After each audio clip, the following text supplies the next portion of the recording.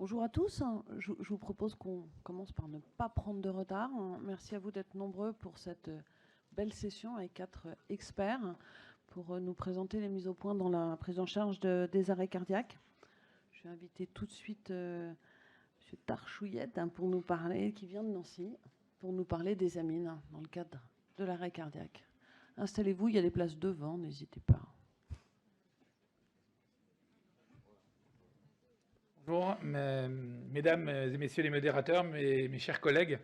Merci au comité d'organisation de me donner l'occasion de vous parler d'arrêt cardiaque et en particulier de vasopresseurs dans l'arrêt cardiaque. Alors tout d'abord mes conflits d'intérêts, essentiellement sur la thématique cardiovasculaire que je vous présente ici. Et pour cette présentation en particulier, mon conflit d'intérêt majeur était sur la société Air Liquide et Vigon, qui ont contribué à le financement de nos recherches en particulier fondamentales sur le cochon. Alors tout d'abord, l'arrêt cardiaque, c'est bien recommandé par les sociétés savantes. Il y a beaucoup de recommandations qui sont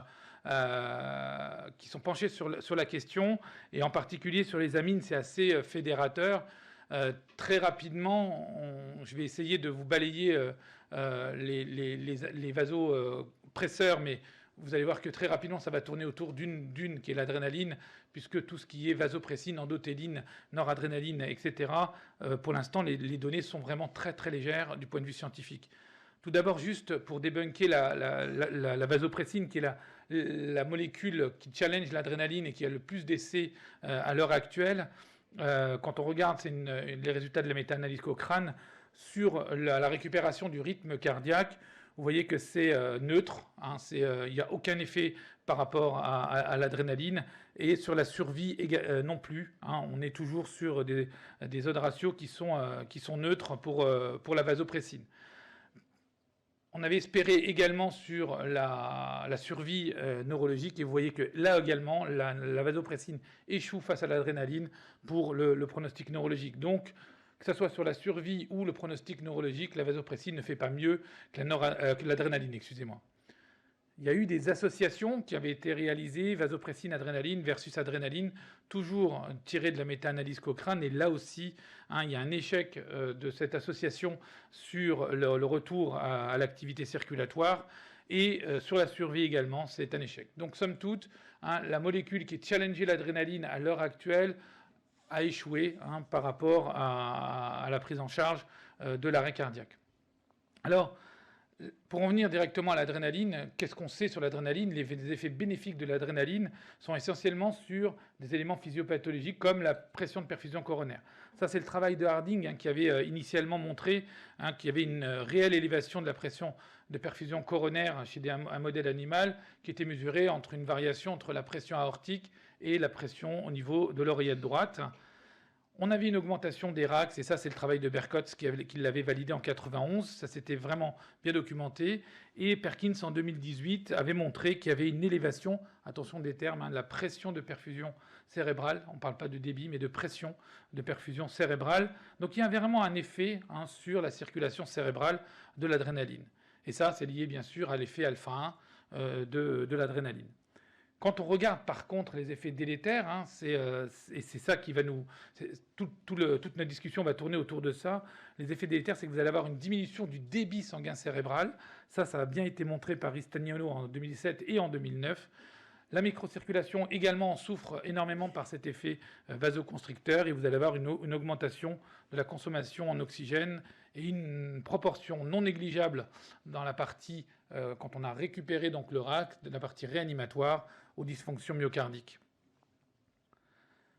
Tout ça pour dire, si on avance un petit peu du point de vue clinique sur ces bases fondamentales, un des premiers travaux qui a été publié sur l'adrénaline, c'est des Japonais sur plus de 400 000 malades sur un registre, et ils ont analysé l'effet de l'adrénaline par rapport aux patients qui n'avaient pas reçu d'adrénaline. Alors quand on regarde les résultats, c'est intéressant, puisque on voit sur la partie haute du schéma des récupérations de rythme cardiaque. Donc quand on a de l'adrénaline, on arrive à récupérer une activité cardiaque. Mais ce qui est intéressant de voir, c'est que la courbe, la flèche, elle est dans le sens là, c'est-à-dire que quand les patients qui ont eu de l'adrénaline, par contre, avaient un pronostic neurologique catastrophique derrière. petit biais, c'est une étude en effet observationnelle, mais on va avancer un petit peu sur l'étude randomisée que vous connaissez tous, Paramedix 2, qui a randomisé donc versus placebo l'adrénaline chez les patients victimes d'arrêt cardiaque. Plus de 8000 malades ont été randomisés. Les leçons de Paramedix, ils sont simples. Les leçons, c'est d'abord, ça fait repartir le cœur. Donc l'adrénaline est efficace pour faire repartir le cœur, et ça de façon significative. Premier message assez intéressant. Par contre, quand on analyse de façon un peu plus fine les résultats de Paramedix, la survie à 30 jours, vous voyez que là, on a aussi une différence significative en faveur de l'épinéphrine, donc l'adrénaline. Mais, et c'est là où on va être challengé, le pronostic neurologique est catastrophique. Donc vous récupérez des cœurs sans récupérer de fonction d'autonomie derrière. Et ça, c'était confirmé également à 3 mois. Donc derrière, on a une vraie question sur l'importance en fait d'abord de récupérer un RAX. D'accord, on sait faire a priori, mais je crois que le challenge maintenant, mais vous l'avez tous compris, ça va être le cerveau qu'il va falloir travailler. Alors, qu'est-ce qu'on a à partir de là comme levier pour essayer d'améliorer la situation sur cette molécule qui fait référence pour l'instant? Peut-être le timing, je vais vous en dire quelques mots, on pourra en discuter si vous le souhaitez, et peut-être la dose aussi derrière pour peut-être expliquer, lever entre guillemets un certain nombre de freins. Le timing, c'est intéressant. Ici, un travail toujours de nos collègues japonais avec plus de 100 000 malades. C'est également un registre qui avait évalué en fait l'intérêt d'injecter l'adrénaline plus précocement. Alors, ce qui est intéressant, c'est quand vous regardez les résultats ajustés, je ne vous ai pas présenté les résultats bruts, juste les résultats ajustés, vous voyez que le cut-off est au-delà de 15 minutes. Au-delà de 15 minutes, l'adrénaline n'a plus d'effet derrière. Mais regardez l'effet majeur qu'il peut y avoir dans les 10 premières minutes. On a vraiment un effet intéressant sur l'injection précoce d'adrénaline. Premier message, probablement que l'injecter précocement va pouvoir améliorer le pronostic des patients. Le deuxième message, il est sur la dose. Alors, notre équipe a beaucoup travaillé sur cette dose parce qu'on se pose vraiment beaucoup de questions et on est parti de l'animal, on est parti de la table du laboratoire pour essayer d'évaluer justement ces réductions de dose d'adrénaline. Donc c'est le travail de Déborah Yeager là qu'on a coordonné au sein du laboratoire.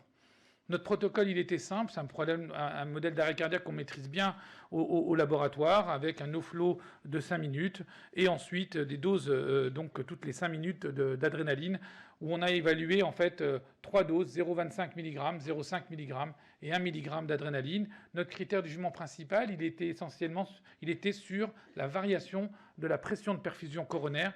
Je vous rappelle juste comme ça que l'idée de prendre ce critère-là était liée au fait que c'est très associé au fait de récupérer un rythme cardiaque. Et on avait mis notre cutoff à 35% de millimètres, de patients qui atteignaient donc ces 35 mm, de mercure. Et on a évalué également un élément intéressant pendant ces doses-là, c'est le NIRS cérébral, qui est un reflet de l'oxygénation cérébrale, et le NIRS tissulaire derrière. Les résultats sont assez intéressants, je trouve. Alors, quand vous regardez la dose de 0,25 mg, vous voyez que très clairement, on n'atteint pas l'objectif de variation de pression de perfusion coronaire qui est compatible avec un RAX. Ça, on le confirme. Les travaux de Guillaume Debatty nous avaient on avait peur de cette dose-là et ça confirme un petit peu que cette dose est assez faible. Mais la dose de 0,5 mg par rapport à la dose de 1 mg, vous voyez que c'est assez superposable. Les courbes sont assez intéressantes.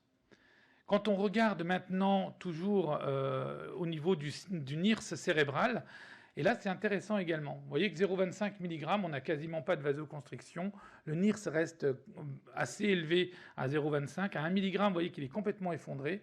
Mais à 0,5 mg, on arrive à avoir encore des NIRS cérébraux dans les premières minutes jusqu'à la 17e minute qui sont tout à fait intéressants pour les patients, pour les animaux, dans ce cas-là. Alors, le NIRS tissulaire, c'est encore plus caricatural puisque à 1 mg, au niveau tissulaire, au niveau périphérique, là, vous avez vraiment plus rien avec 1 mg. Et vous voyez qu'avec 0,5 mg, on arrive quand même à maintenir encore une circulation périphérique. Donc, sur ces données-là, on a essayé de les confronter à des données cliniques. Donc, on est parti du registre REAC Et on a donc le registre REAC que vous connaissez, hein, qui est le registre des arrêts cardiaques français. Et on est parti en fait sur une population d'environ 100 000 malades. On a fait 3 groupes. Un groupe qui recevait probablement la dose recommandée de 1 mg, un groupe qui recevait moins que la dose recommandée et un groupe qui recevait des fortes doses d'adrénaline. On a ajusté ces résultats sur les facteurs confondants qu'on connaît bien du point de vue clinique, ce qui nous a permis en fait d'avoir après l'ajustement une cohorte de population qui était assez homogène, comme vous pouvez le voir sur cette diapositive.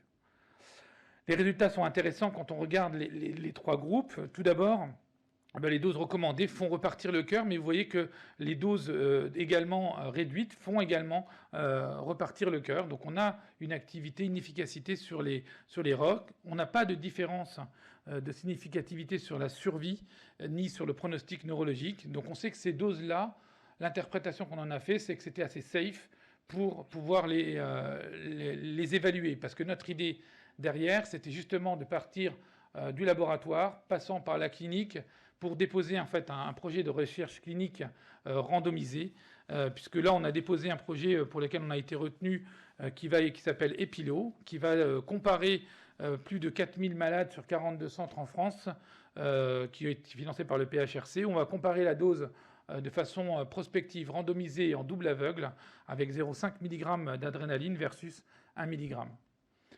La randomisation, elle est simple, elle est pour 1 pour 1. Donc les traitements seront à disposition dans les véhicules du SAMU et donc ils prendront le lot de traitements qui correspondront soit à 0,5 soit à 1 mg. On n'inclura que les patients adultes pour lesquels l'arrêt cardiaque est médical. On a sorti les arrêts cardiaques traumatiques puisque vous savez que le mécanisme n'est pas forcément le même. Et les critères d'exclusion sont aussi assez simples et pragmatiques. On a voulu que cette étude soit le plus pragmatique possible. On a sorti donc les patients qui étaient limités et les arrêts cardiaques non médicaux et les femmes enceintes. On a pris un critère de jugement, alors on en a beaucoup discuté, on est resté sur un critère de jugement assez sévère qui était la survie à J28 avec un bon pronostic neurologique. Donc il y a un critère un petit peu mixte parce que ce qui nous intéresse, c'est pas, vous avez bien compris que ce n'était pas que de survivre, mais c'est d'avoir également un pronostic neurologique intéressant. Les critères secondaires sont des critères un peu standards où on évalue en fait le score neurologique avec le score de Rankin modifié. Donc pour terminer cette présentation, l'adrénaline probablement pour l'instant oui, je dirais. Toutes les autres molécules ont échoué pour l'instant.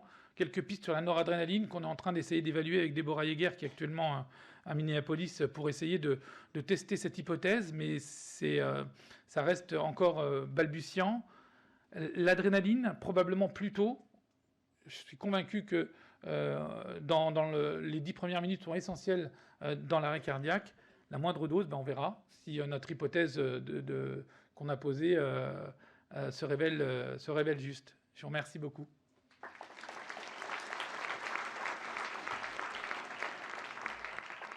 Merci beaucoup, c'était très clair. Je vais dire aux gens de venir s'asseoir si vous voulez. Il y a de la place devant, n'hésitez pas, vous serez mieux installés. Y a-t-il des questions dans la salle ? Le temps que les gens se lèvent, je vais peut-être poser la première question. On a compris le plus vite possible, hein, pas forcément des grosses doses. Hein. Les données, elles sont surtout extra-hospitalières. Est-ce que vous pensez qu'il faut avoir la même attitude en intra-hospitalier où on est encore plus précoce ? Effectivement, à vous entendre, on a vraiment envie de diminuer nos doses en intra-hospitalier. Je suis convaincu des délais. Vraiment, quand on regarde, là je vous ai montré qu'un seul essai pour respecter le temps de parole, mais il y a énormément d'essais sur le timing de l'injection d'adrénaline et les récupérations en termes de survie et de pronostic derrière. Donc moi je suis vraiment convaincu de ces doses-là. Et en intra-hospitalier, en effet, alors on manque cruellement de données. Je vous invite vraiment à vous rapprocher de vos services d'urgence qui travaillent avec le registre REAC. On a maintenant un CRF pour l'intra-hospitalier. Et il faut vraiment qu'on regarde ce qu'on fait en intra-hospitalier parce qu'on manque cruellement de données. Hein. Alors j'ai une deuxième question. Sur les drogues et j'ai l'impression d'avoir lu dans la littérature qu'il faut, après récupération d'un arrêt cardiaque, notamment dans le cadre d'un infarctus, aussi optimiser les pressions artérielles et donc probablement poursuivre l'injection d'inotropes après récupération de cet arrêt cardiaque. Alors, ce qui est certain, c'est qu'on rentre derrière dans un autre cadre nosographique qui est le choc cardiogénique post-arrêt cardiaque. Et clairement, là, par contre, l'adrénaline est extrêmement délétère. On a publié avec Alexandre Mébaza une méta-analyse dans Intensive Care Médecine en 2017 où on montrait que l'adrénaline multipliée par 3, le risque de décès chez les patients justement qui étaient en choc et en particulier en arrêt cardiaque. Et probablement, et je suis tout à fait d'accord avec vous, la noradrénaline est absolument nécessaire pour maintenir des pressions de perfusion et en particulier dans l'infarctus du myocarde. Et il faut vraiment être vigilant, mais surtout pas avec l'adrénaline par contre. Soyez pas timide. Profitez des experts. Je profite d'être à côté du micro. Ah, voilà.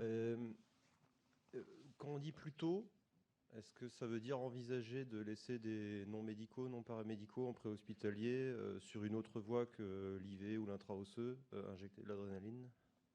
Alors, à 100% d'accord. Sur la partie non médicaux, je crois que là, à l'heure actuelle, il y a des protocoles de coopération.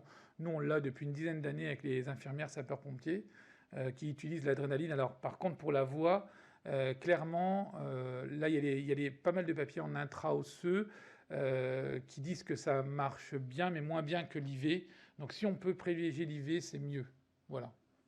Mais tout à fait d'accord mais sur des protocoles bien définis que d'autres non médicaux utilisent l'adrénaline le plus rapidement possible. Alors, j'étais au-delà du paramédical du coup, parce que si c'est plus tôt, on sait que le déploiement que ce soit de l'infirmier pompier ou du médecin est plus long que les 10 minutes sur notamment les campagnes.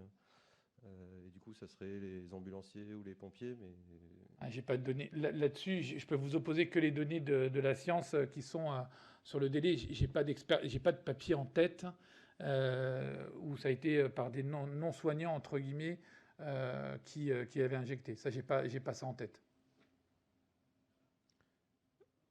Oui, Malek Garmazi, hôpital Saint-Joseph. En 2022, on en est où de la vasopressine dans l'arrêt cardiaque? À l'heure actuelle, c'est aucune recommandation. Aucune recommandation. La méta-analyse que je vous ai présentée, il n'y a pas d'autres essais. J'ai regardé ce matin dans Clinical Trial avant de dire des âneries, mais il n'y a aucun essai à l'heure actuelle sur la vasopressine dans l'arrêt cardiaque. Parce que des fois, il y a des équipes qui s'y mettent, mais donc pour l'instant, c'est recommandation nulle et pas d'essais en cours, ni fondamentaux, ni cliniques sur la vasopressine. D'accord. Il n'y a même pas d'intérêt dans certains types d'arrêt cardiaque pour certaines étiologies? Ça n'a pas été retenu dans les recommandations, que ce soit américaines ou européennes. J'ai rien vu dans ce sens-là. Merci. On a encore un peu de temps pour quelques questions. Moi, j'en ai une qui concerne encore le post-arrêt cardiaque. Vous avez dit tout à l'heure qu'en cas de choc cardiogénique, oui, l'adrénaline, ce n'est pas la drogue de premier choix, effectivement. Alors, qu'est-ce qu'on fait en préhospitalier une fois qu'on a eu un retour à une activité électrique, qu'on n'a pas forcément tout le monitorage? On prend le relais comment si on n'arrive pas à stabiliser la pression artérielle? À l'heure actuelle, c'est la recommandation qui a été faite par le groupe expert. Alors, cette fois-ci, c'est l'ESC qui a repris les recommandations sur le choc cardiogénique avec la société DREA. C'est noradrénaline à dose titrée derrière, tant qu'on n'a pas de pression sanglante pour introduire. Alors, on est en train de développer de plus en plus l'échographie en préhospitalier avec une évaluation des débits, etc. Donc si on peut avoir, c'est vrai que là on pourra l'associer au Dobutrex et la dobutamine derrière, pardon, mais pour l'instant c'est noradrénaline first, entre guillemets, avec des doses titrées et plus ou moins introduction de Dobutrex dans la foulée, dans ce qui est recommandé. Oui, allez-y.